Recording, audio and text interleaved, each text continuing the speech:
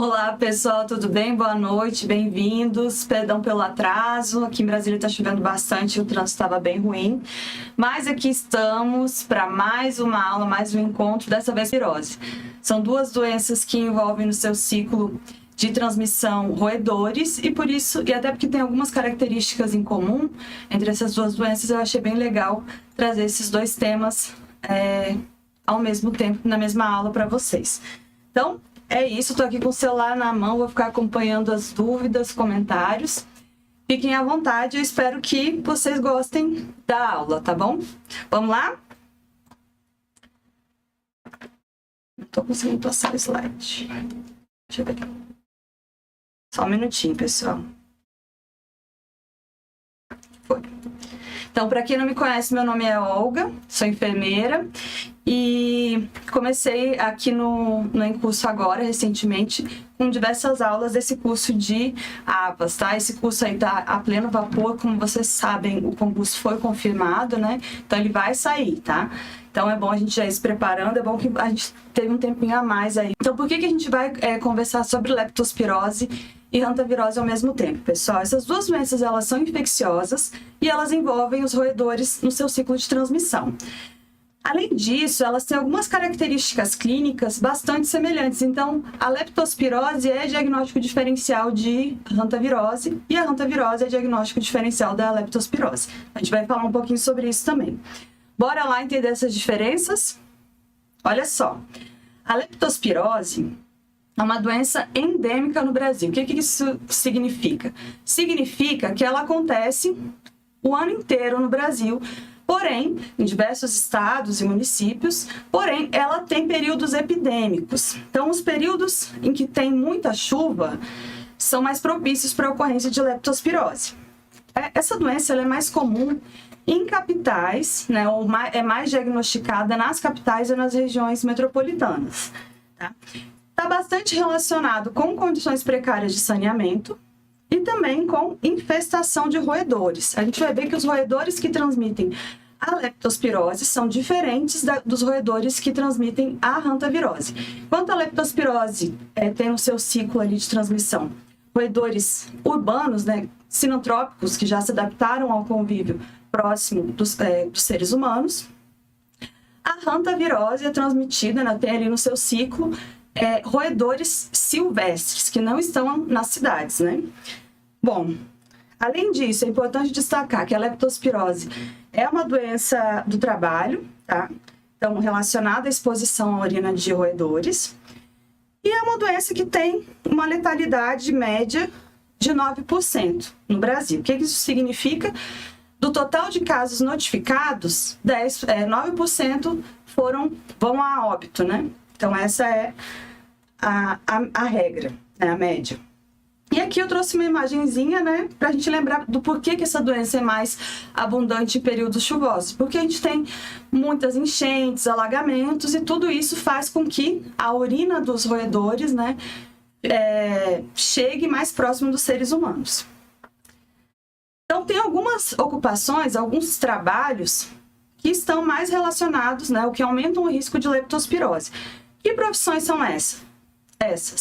São as pessoas que trabalham com limpeza urbana, desentupimento de esgotos, as pessoas que trabalham recolhendo lixo, como garis, as pessoas que são catadoras de lixo, os agricultores, veterinários, né, que estão ali lidando com animais, tratadores de animais, também magarefes, que são as pessoas que trabalham nos abatedouros, pescadores, laboratoristas e também militares e bombeiros, entre outras profissões. Então, qualquer profissão que aumente o seu risco de contato com a urina de roedores, potencialmente aumenta o risco de você desenvolver leptospirose. A gente tem, no Guia de Vigilância à Saúde do Ministério da Saúde, uma definição para a leptospirose. Qual que é essa definição?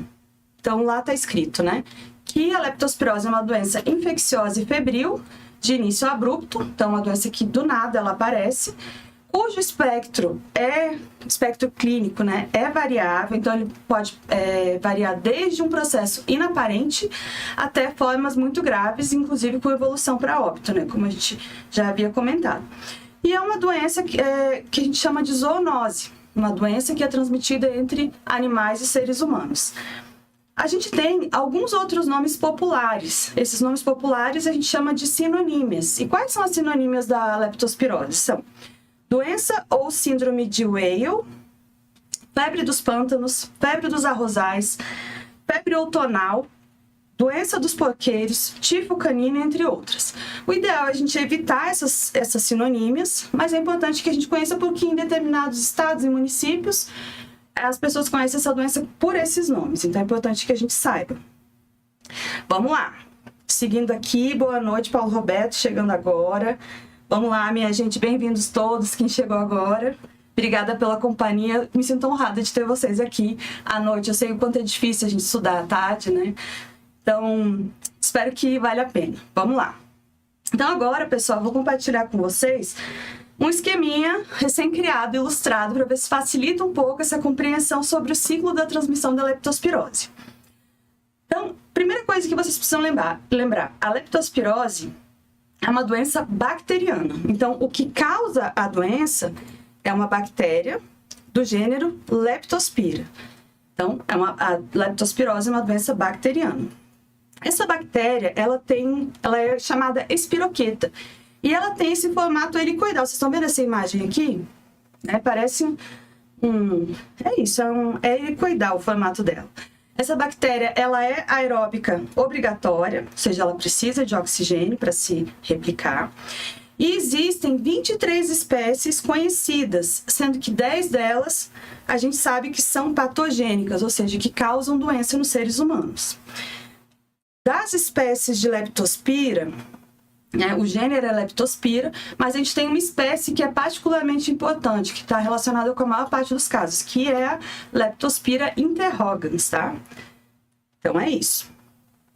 No ciclo, então, a gente tem a bactéria e a gente tem alguns animais que podem se infectar e que vão participar do ciclo de transmissão da doença. Potencialmente, qualquer mamífero, seja ele doméstico, de criação ou silvestre, pode se infectar pela leptospira. Porém, a gente tem os roedores, e eu já vou falar aqui das espécies que mais comumente estão relacionadas à transmissão da leptospirose, eles são muito importantes na transmissão dessa doença. Por quê? Eles já estão completamente adaptados a essa bactéria, a leptospira, então eles não adoecem e eles podem permanecer por semanas, meses ou mesmo a vida inteira ali com a bactéria dentro de si e sendo eliminada na urina. Tá? Essa urina com as bactérias, ela pode contaminar alimentos, o solo e água. Tá? Então, os principais reservatórios, como eu comentei, são esses roedores. E desses roedores, a gente tem 3 espécies muito importantes. É separado esse primeiro nome, tá? É ratos norvégicos, que também é conhecido como ratazana ou rato de esgoto. Segundo principal reservatório, ou segunda principal espécie envolvida com a transmissão das leptospiras, o ratos, que também é conhecido como rato do telhado ou rato preto. E, além desses dois, o mus musculus, que é conhecido como camundongo ou catita. O homem, pessoal, ele é um hospedeiro acidental. Então, para o ciclo dessa reprodução, ciclo vital da leptospira, os reservatórios mais importantes são outros mamíferos, mas, eventualmente, por acidente, o ser humano se infecta. E como é que acontece essa infecção, transmissão dessa infecção para o ser humano? A principal forma de transmissão é a partir da penetração dessas leptospiras, dessas bactérias contidas na água, quando a pessoa permanece imersa em água infectada, contaminada, por longos períodos de tempo. Tá? Então, essas leptospiras podem penetrar tanto na pele íntegra ou com lesões, e também a partir de mucosas, tá? Essa é a principal forma de transmissão. Seguindo aqui, então, para a gente recordar, guardar no coração, a forma principal de transmissão da leptospirose é a exposição direta ou indireta à urina de animais infectados. Porém, existem outras modalidades de transmissão mais raras. Quais são elas? contato com sangue, tecido ou órgãos de animais infectados, transmissão acidental em laboratórios, ou ingestão de água ou alimentos contaminados, tá? A transmissão pessoa a pessoa, ela é muito rara, mas pode acontecer a partir do contato com urina, sangue, secreção ou tecidos de pessoas infectadas. Seguindo aqui, pessoal, não sei se alguém perguntou, mas a gente vai compartilhar a apresentação com vocês, tá? Bom, em relação ao agente etiológico, então a gente já sabe que é uma bactéria do gênero Leptospira, né? Que é uma espiroqueta, tem aquele formato helicoidal. E a espécie mais importante na transmissão da leptospirose, para a doença leptospirose é a Leptospira interrogas. Então, eu trouxe aqui esse símbolo, né? Para que a gente consiga memorizar qual que é a espécie mais importante de Leptospira. Por que que eu estou marcando aqui em vermelho, pessoal? Isso é o tipo de coisa que pode cair numa questão de concurso sobre leptospirose. Então, né, se perguntarem para vocês qual que é a espécie mais importante para a manutenção do ciclo da transmissão da leptospirose, é a Leptospira interrogas. Além da espécie, quando a gente está falando de leptospirose, a gente tem que lembrar também de sorovar, que é como se fosse o sorotipo, tá? Então, quer dizer, é como se fosse uma especialização dessa bactéria. E a gente já tem mais de 300 sorovários identificados. Cada um desses sorovários tem ali os seus reservatórios preferenciais, ou hospedeiros preferenciais, mas todos esses 300 sorovários podem causar diferentes manifestações clínicas no ser humano. E aqui, pessoal, outro ponto a anotar. Desses 300 sorovários, 2 são muito importantes no contexto brasileiro. O primeiro deles é o icterohemorrágico, porque é o que causa as formas mais graves de leptospirose, e o outro se chama Copenhagen, tá bom? Deixa eu dar uma olhadinha aqui.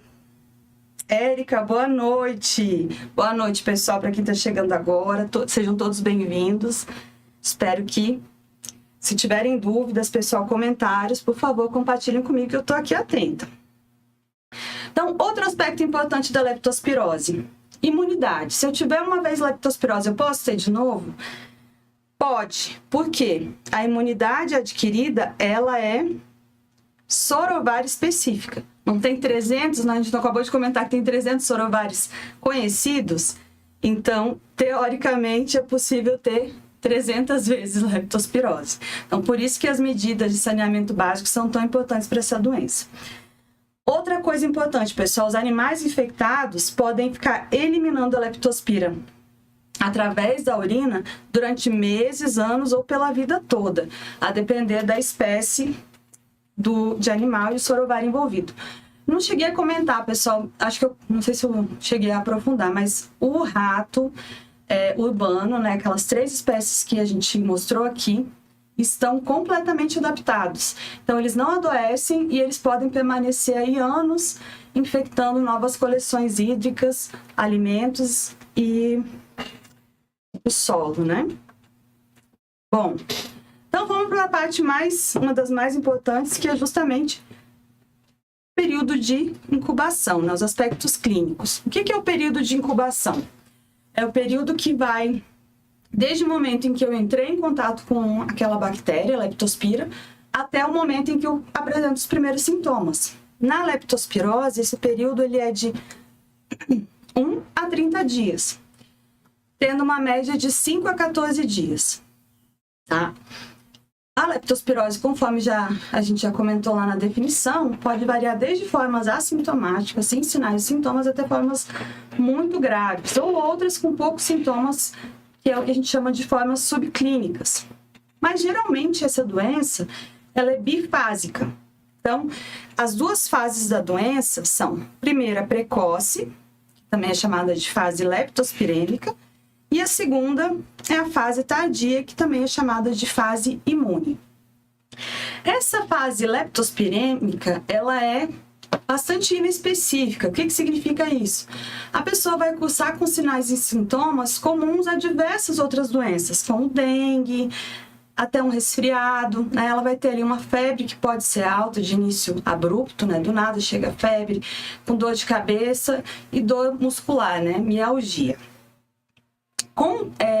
Nessa fase precoce, com esses sintomas inespecíficos, a pessoa pode tanto evoluir para o agravamento do quadro, quanto evoluir para a cura pelo próprio organismo sem precisar de intervenção nenhuma, tá?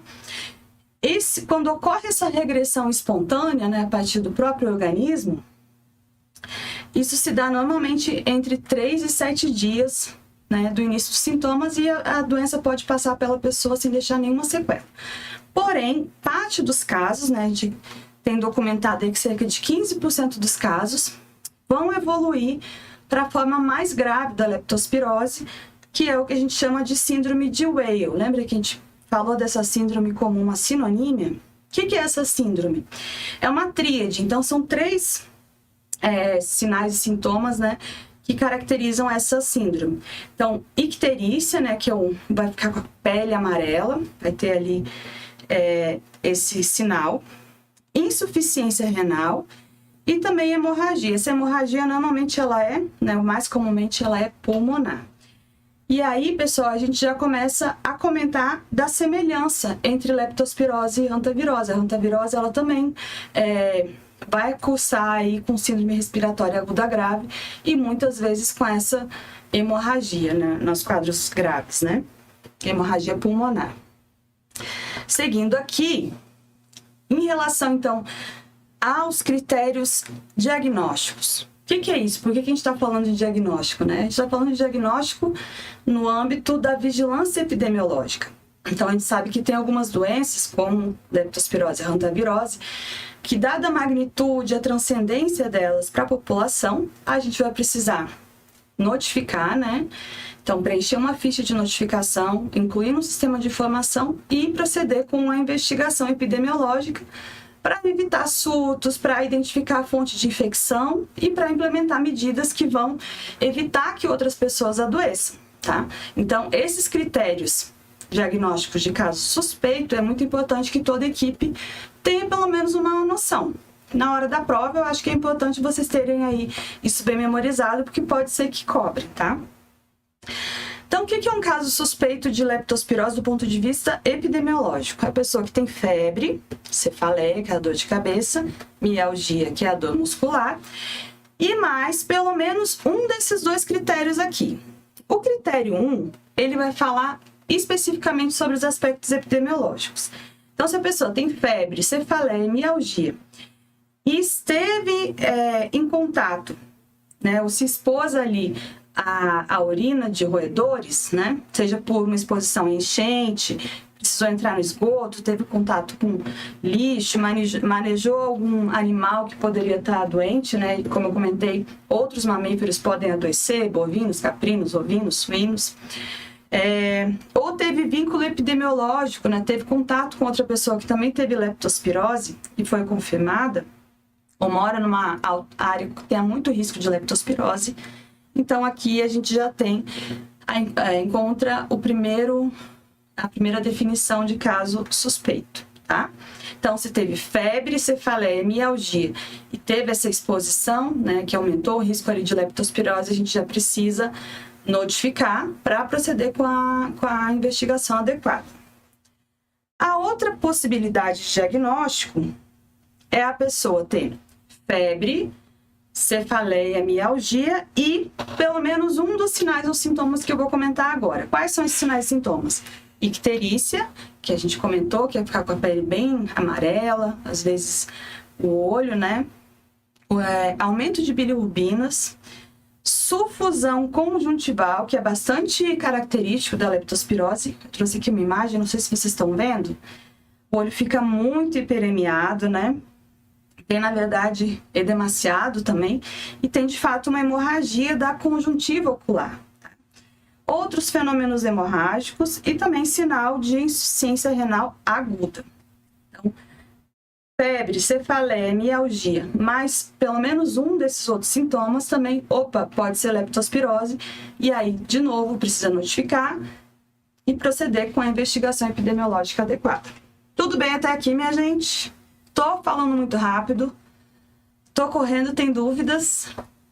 Deixa eu dar uma olhadinha. Tá tudo certo. Boa noite, gente. Boa noite.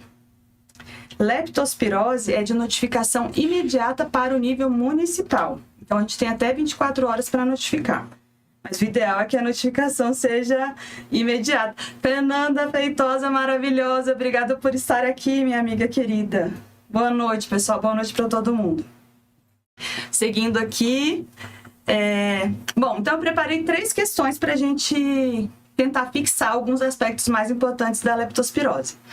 Essa primeira questão, pessoal, eu gosto dela, da VUNESP, eu gosto muito dessa banca, foi aplicada em 2018 e ela fala o seguinte: a leptospirose em nosso país é mais frequente, letra A, no inverno, quando a temperatura é mais baixa e favorece a aglomeração de pessoas em locais fechados. Essa é a letra A. Vai aí já anotando, depois eu quero ver você participando comigo e botando aqui as respostas. Letra B, a leptospirose no Brasil seria mais frequente na primavera, pois tem abundância de flores que atraem mosquitos e vetores de doenças. Letra C, durante todo o ano, já que o Brasil é um país tropical e as 5 regiões são muito similares climaticamente. Letra D, no verão, devido à possibilidade de enchentes com água contaminada biologicamente. E letra E, no outono, em função da grande quantidade de frutos disponíveis aos vetores da doença. E aí, gente, quem que me ajuda? Vamos lá, vamos lá. Olha só.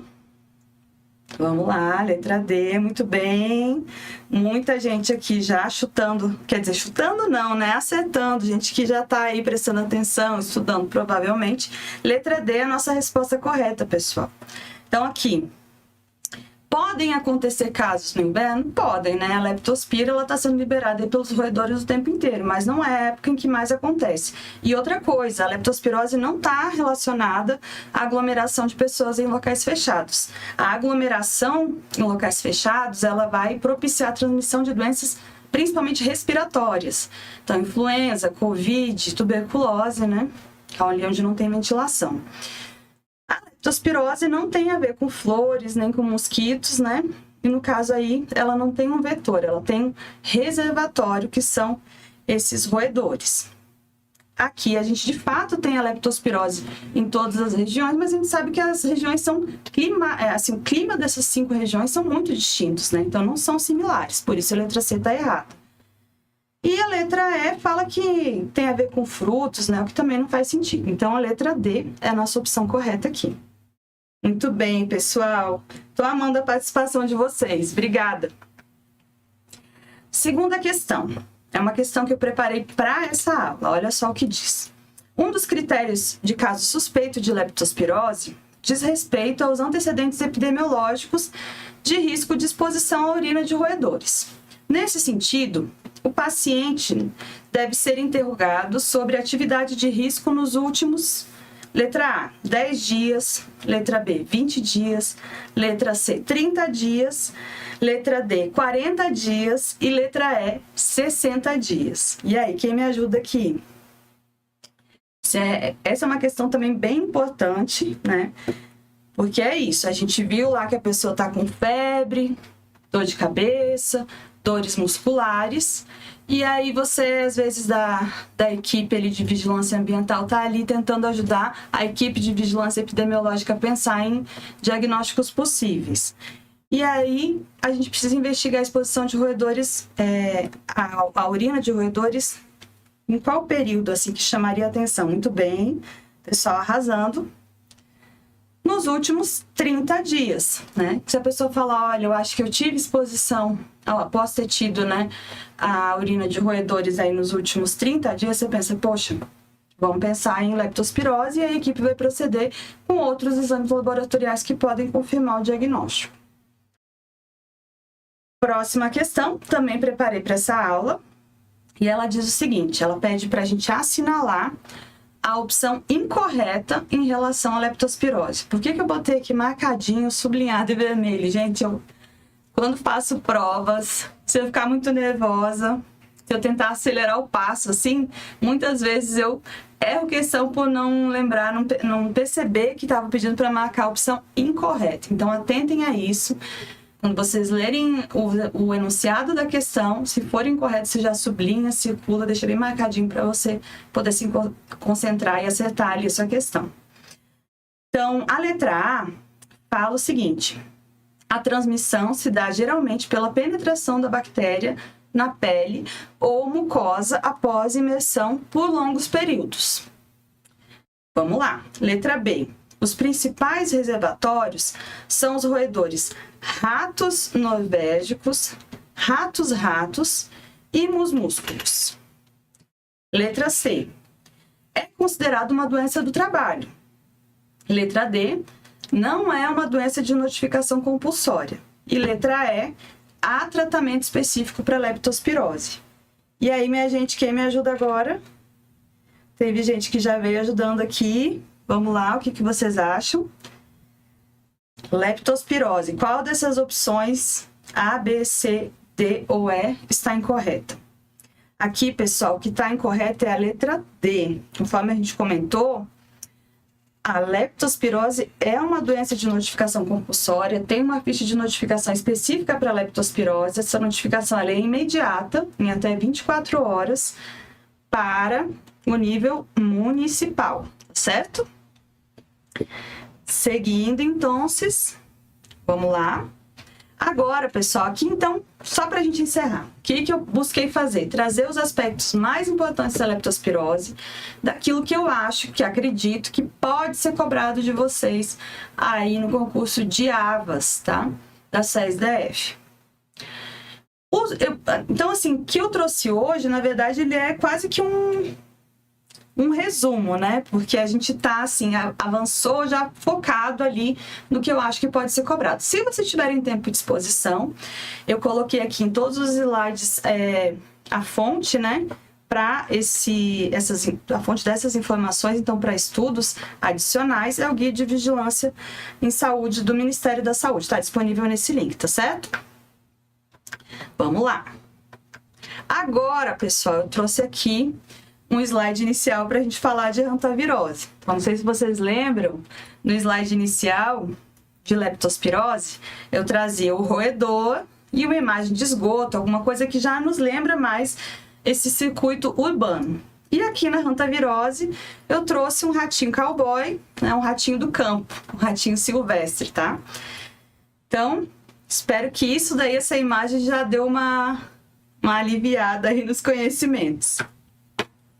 Vamos lá. Então, a hantavirose, ela também acontece em todas as regiões do nosso país, mas ela está mais relacionada com trabalhos no campo, tá? A gente vai ver isso.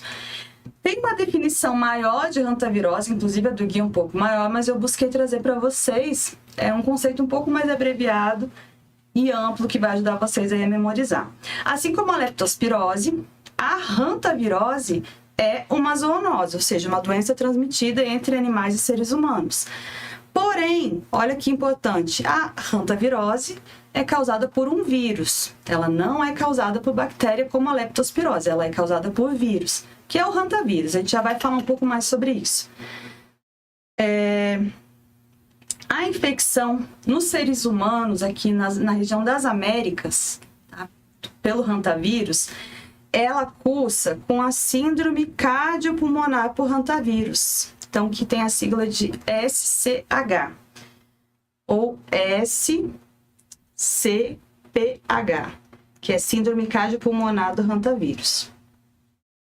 Porém, o hantavírus ele tem distribuição mundial, então a gente fala que tem um tipo de hantavírus para o Novo Mundo, que é a região das Américas, que cursa com essas síndromes cardiopulmonares. E no Velho Mundo, especialmente ali na Ásia, a gente tem um tipo de hantavírus que cursa com febre hemorrágica e síndrome renal. Então, a diferença básica, assim, pensa assim, aqui na região das Américas, coração e pulmão, e na Ásia, a gente vai ter um comprometimento mais renal. No Brasil, a gente tem uma baixíssima incidência, né? Então, na verdade, são poucos casos notificados a cada ano. Porém, essa doença tem uma altíssima taxa de letalidade. O que significa isso? de cada 100 pessoas que desenvolvem, que adoecem por hantavírus, em média, 40% vão a óbito. Então, isso é uma doença que tem uma transcendência, uma magnitude importante, né?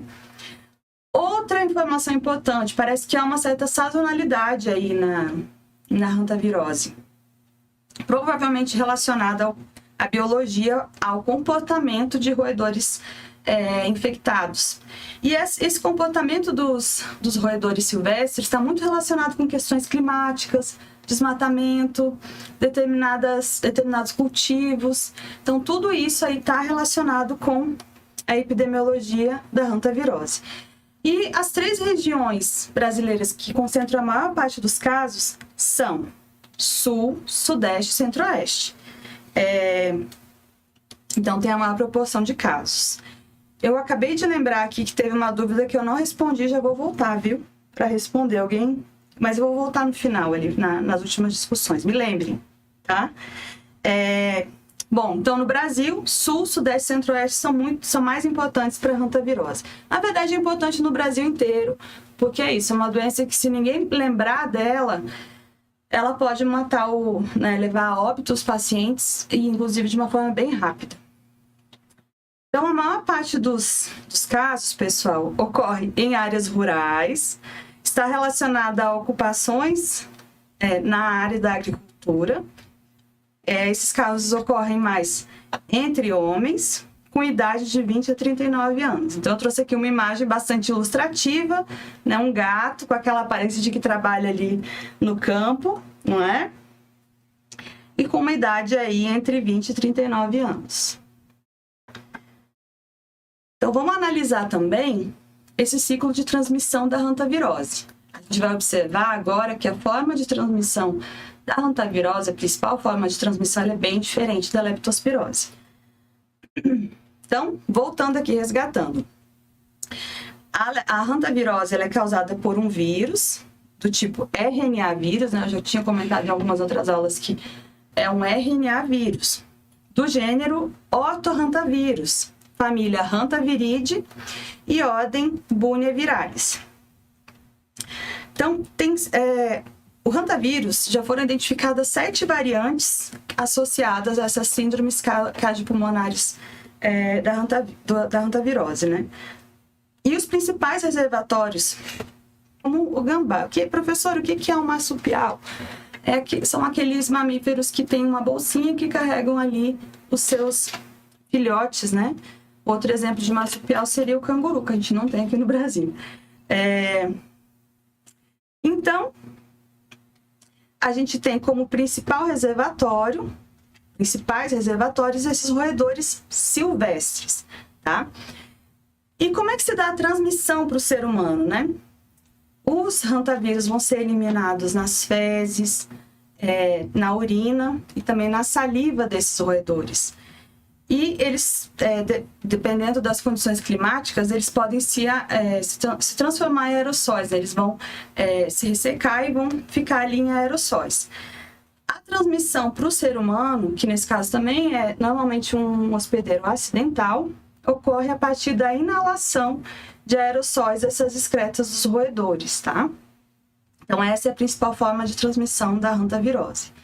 Lembrando que, no caso da hantavirose, os roedores também estão super adaptados. Normalmente, eles não adoecem e podem permanecer a vida inteira infectados e disseminando os hantavírus nos ambientes.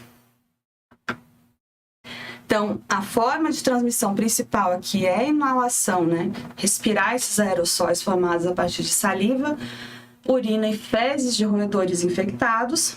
Porém, há outras formas de transmissão menos frequentes. Quais são elas? Primeiro, percutânea, por meio de escoriações cutâneas, né? Arranhões aí na pele, ou mordeduras de roedores, se o rato morder. Contato também desses vírus com as mucosas, principalmente a partir de mãos infectadas, né, mãos sujas, ali com essas excretas de roedores. E, mais raramente, pode ocorrer também, já foi registrado, transmissão pessoa a pessoa, relacionada a uma variante específica, que é o hantavírus Andes, tá? Então, já houve transmissão pessoa a pessoa, na Argentina e no Chile. Deixa eu dar uma olhadinha aqui nos comentários. Boa noite, Jéssica. Bom, olha só que teve 2 perguntas importantes sobre a leptospirose. Já vou responder, mas espera aí, deixa eu terminar aqui a Hunter e a gente volta para comentar essas diferenças entre as 2 doenças. Você gostou das fotos ilustrativas, Flávia? Que bom! Bom, a gente vai compartilhar essa apresentação, só para reiterar. 2 perguntas aqui que eu vou precisar responder depois. Primeiro, quais são as regiões do DF que tem maior incidência de leptospirose? Já já a gente responde. E se há tratamento específico para a leptospirose. Bom, então tá, aguarda aí as perguntas, já eu vou responder. Voltando para a hantavirose, para o nosso ratinho roedor silvestre. Então, o hantavirus, ele tem aquelas 7 variantes que a gente sabe que estão associadas à síndrome cardiopulmonar do hantavirus, na região brasileira, né? Então, quais são elas? Araraquara, Juquitibá ou Araucária, a mesma, Castelo dos Sonhos, Anajatuba, Laguna Negra, Paranoá e Rio Mamoré. Cada uma dessas variantes tem lá os seus reservatórios preferidos. Então, quando a gente estuda hantavirose, não tem jeito, tem que pensar assim, cada uma dessas 7 variantes do hantavírus tem predileção, gosta mais de determinados roedores. Então, olha só, variante Laguna Negra, ela costuma infectar aí o Calomes cálidos e esse roedor, assim como essa variante, estão presentes no Cerrado e na floresta amazônica. Negromes lasiurus, né, que é o ratinho do Cerrado. A variante de hantavírus associada a esse roedor se chama Araraquara. E esse roedor, assim como sua variante, estão presentes no Cerrado e na Caatinga. Oligorizomes microtes está relacionado à variante Rio Mamoré e eles estão presentes na floresta amazônica. Oligorizomes nigripes, que é o rato do arroz, relacionado à variante Juquitibá, presentes na Mata Atlântica. Oligorizomes utiaritenses, variante Castelo dos Sonhos, presente no Cerrado e na floresta amazônica. E o Holochilus sciurus, relacionado a 2 variantes, tá? Anajatuba e Rio Mearim, presente aí no Maranhão. Complexo vocês tentarem associar isso. Então, eu trouxe aqui uma imagem de uma pesquisadora do Rio de Janeiro, que eu acho bastante ilustrativa, porque ela mostra aqui pra gente as variantes, as espécies associadas a essas variantes, tá? E tudo isso aqui no mapinha. Essa variante Jaborá, ela não aparece no Guia de Vigilância Epidemiológica como uma variante que leve ao adoecimento de seres humanos, tá? Então, por isso, na hora de estudar, vocês podem suprimir a Jaborá, tá? Pensar, sobretudo, nessas outras variantes que estão aqui. Vamos lá. Já estão com o link para o material, maravilhosos. Boa noite, Marta. Boa noite para quem vem chegando agora. Bem-vindos. Vamos lá. Aspectos importantes sobre a hantavirose. A hantavirose, pessoal, é uma doença que, como a gente comentou aqui, tem baixa incidência. O que significa isso? São poucos casos novos notificados a cada ano no país. Então, é uma doença ainda bastante desconhecida, né? Quando há algum surto de hantavirose, normalmente o Ministério da Saúde vai deslocar ali equipe de epidemiologistas, de especialistas, porque é um momento oportuno, é uma oportunidade para se estudar mais sobre a doença também, tá? Então, primeira coisa importante, o período de transmissibilidade, o período em que essa doença pode ser transmitida, esse período é desconhecido, tá? E em relação à imunidade ao hantavírus, a gente também não tem informações no Guia de Vigilância do Ministério da Saúde. Aspectos clínicos. Uma coisa que é bem importante vocês anotarem e marcarem. O período de incubação do hantavírus é muito grande. Pode chegar aí a 60 dias. Então, ele varia de 3 a 60 dias, mas tem uma média de 5 semanas. Então, quando a gente está ali diante de um caso suspeito de hantavírus, é muito importante que a gente investigue essa exposição a locais onde pode haver roedores silvestres nos últimos 60 dias. A apresentação clínica também pode variar desde formas assintomáticas até formas muito graves, né? E até mesmo fulminantes. E na hantavirose a gente tem 4 fases, tá? Por que normalmente a gente só fala de 2? As 2 principais são fase prodrômica. O que são pródromos? Pródromos são sinais e sintomas também inespecíficos. E a fase cardiopulmonar. Então, nessa fase inicial, fase prodrômica, a gente tem sinais e sintomas inespecíficos. E essa fase pode durar de 1 a 6 dias, podendo chegar até 15 dias, tá? Nessa primeira fase aqui, a pessoa pode também evoluir para a cura espontaneamente, tá? Sem necessidade de nenhuma intervenção da equipe de saúde. Ou, se ela piorar, ela pode evoluir para a cardiopulmonar, que é a fase crítica mesmo da doença, onde ela vai apresentar tosse, normalmente uma tosse seca, associada a taquicardia, que é aumento da frequência cardíaca, taquidispneia, né, uma dificuldade importante para respirar, hipoxemia, né, baixa de saturação de oxigênio. Pode ter também edema pulmonar não cardiogênico, ou seja, edema pulmonar, né, que tem gente que chamava de água nos pulmões, né, só que não por origem em algum problema cardíaco. Hipotensão, colapso respiratório, pode haver também insuficiência renal aguda e essas pessoas podem evoluir para óbito. E aí lembrar, né, que do total de casos notificados no nosso país, cerca de 40% evoluem para óbito. Agora, se a pessoa se recuperar da fase cardiopulmonar, ela vai evoluir então para uma fase chamada de fase diurética, onde ela vai urinar bastante, né, bastante líquido vai ser eliminado, e depois convalescência, que a gente também conhece como recuperação, né, ela pode se curar. Cuidados preventivos. Então, como a hantavirose é uma doença ainda bastante desconhecida, tem alguns cuidados que são recomendados. Primeira coisa que eu vou pedir para vocês, não vai dar para a gente discutir aqui na aula por conta do tempo, mas olha só, no guia de vigilância vocês vão encontrar lá uma parte desse capítulo de hantavirose que fala sobre atividades de risco. São vários itens que vão falar ali de todas as atividades que aumentam o risco de exposição a esses aerossóis das excretas dos roedores silvestres. E vai ter também as situações de risco.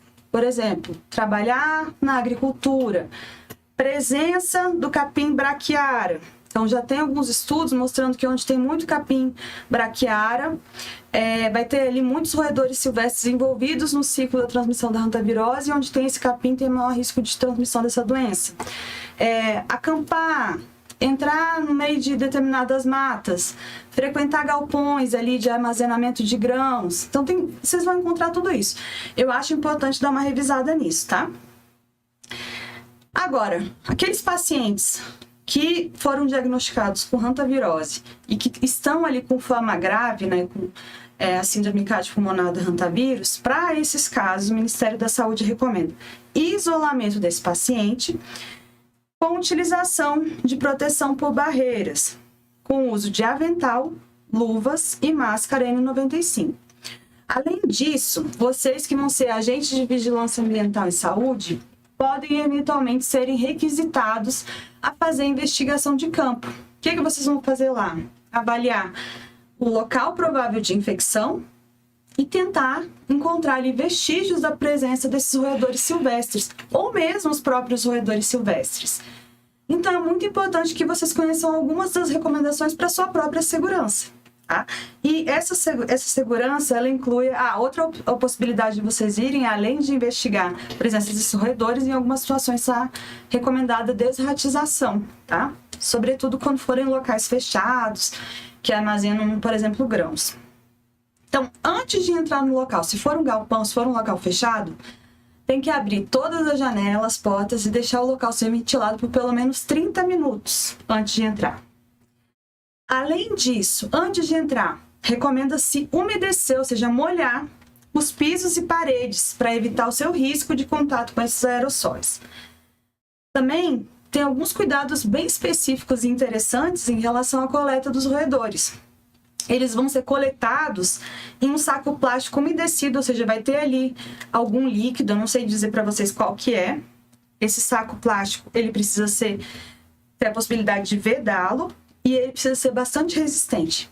E nessas ações também se recomenda que os agentes de vigilância ambiental, né, os agentes de controle de endemias, ou todas as pessoas que tiverem na equipe, sejam médicos veterinários, até eventualmente médicos e enfermeiros, que eles utilizem máscara de pressão negativa ou a N95, que é essa máscara que ficou bem famosa aí durante a pandemia de Covid, além das luvas, claro.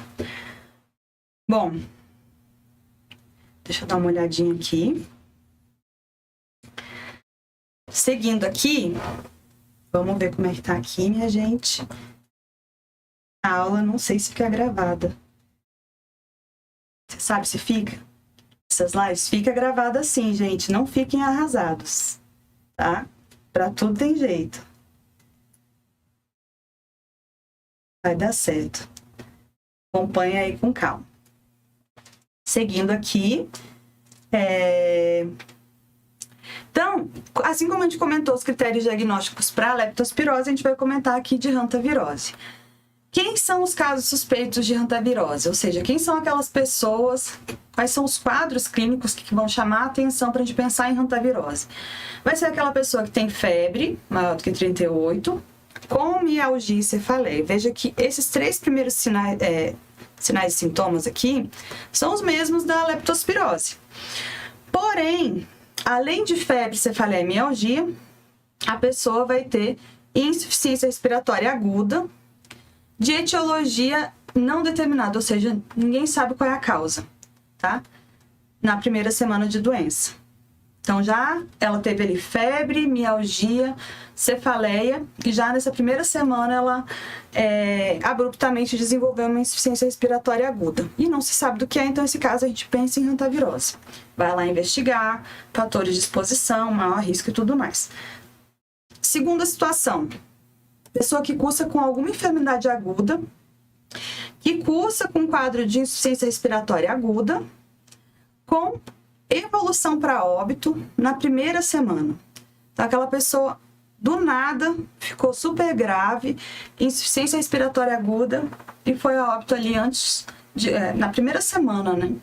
Então, esse caso também precisa ser investigado para hantavirose. E terceira situação, a pessoa que tem febre, mialgia e cefaleia e que teve aí exposição à situação de risco, tal como ter frequentado o local provável de infecção ou existência de roedores silvestres naquele lugar onde a pessoa foi, ou algum lugar com condições ambientais favoráveis para esses roedores silvestres, tá? Então, são 3 possibilidades de suspeita epidemiológica aí, critérios clínicos, né, para a gente pensar, aventar a possibilidade de hantavirose. Então, vamos partir para as questões de hantavirose. Primeira questão também preparada para essa aula, adaptada até da outra, diz o seguinte.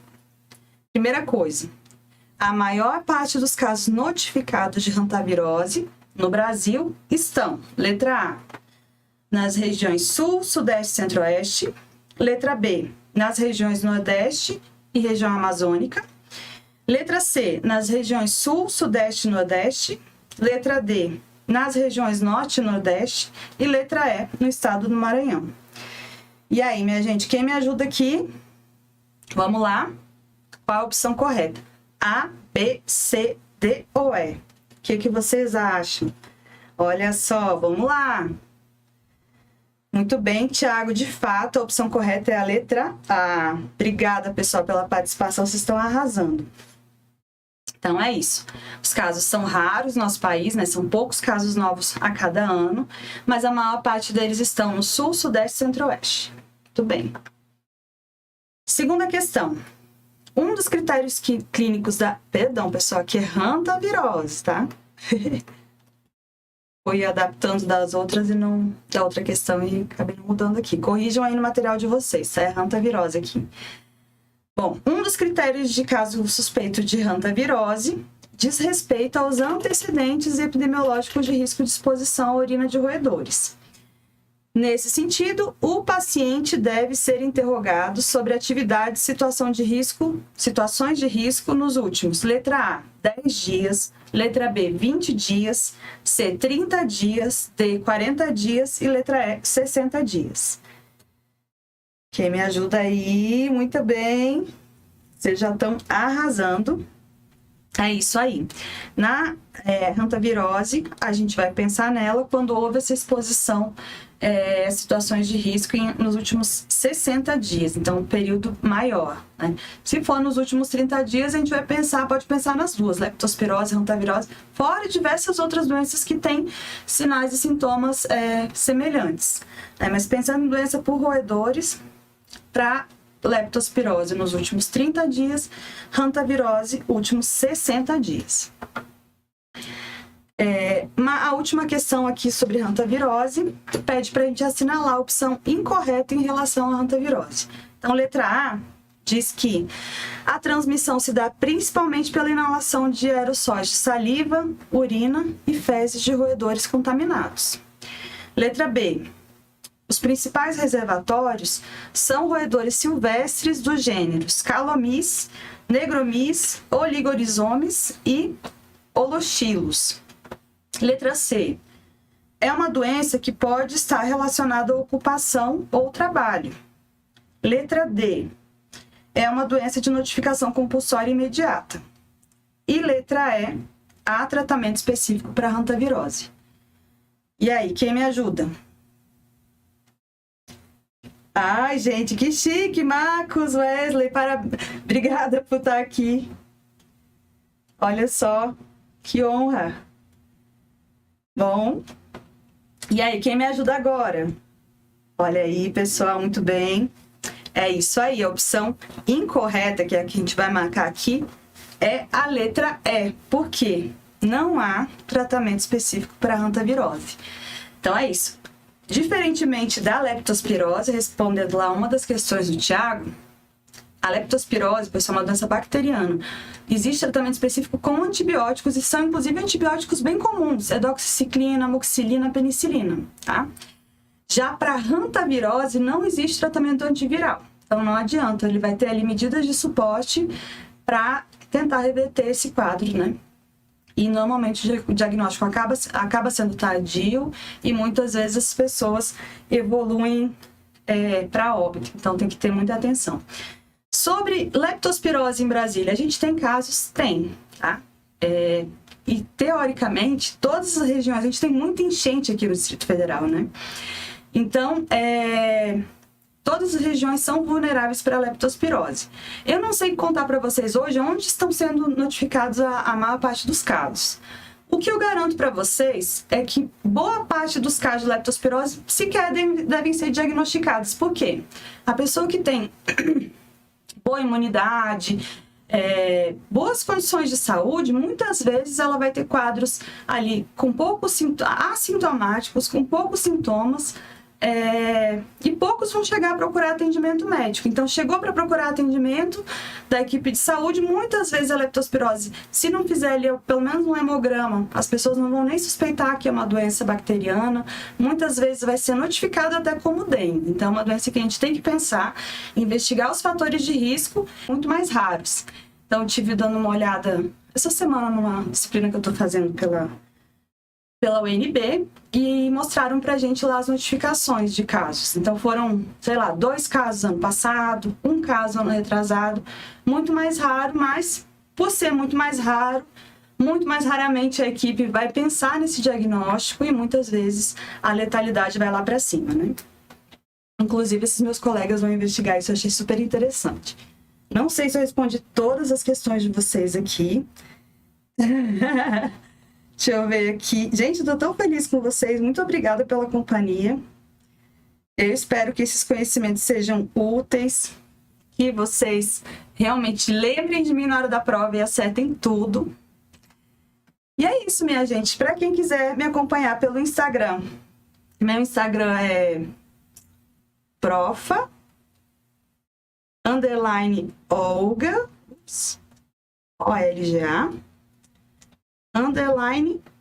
_Mayra. E aí eu tenho buscado é Mayra sem AC.